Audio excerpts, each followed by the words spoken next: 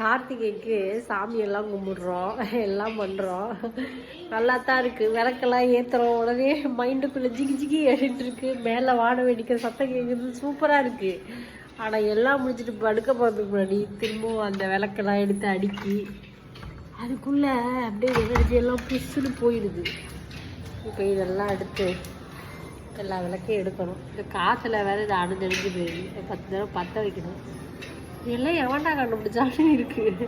ஆனால் என்ன பண்ணுறது, ஏற்றும் போது நல்லா தான் இருக்குது. ஆனால் திரும்ப எடுத்து வைக்கணும்னு நினைக்கும் போது தான் எடுத்து வச்சு தான் ஆகணும். இதுக்கெல்லாம் தனியாக ஒரு எனர்ஜி வேணும். இதுக்குன்னு ஒரு லைஃப் கோச் கிடச்சா நல்லாயிருக்கும்.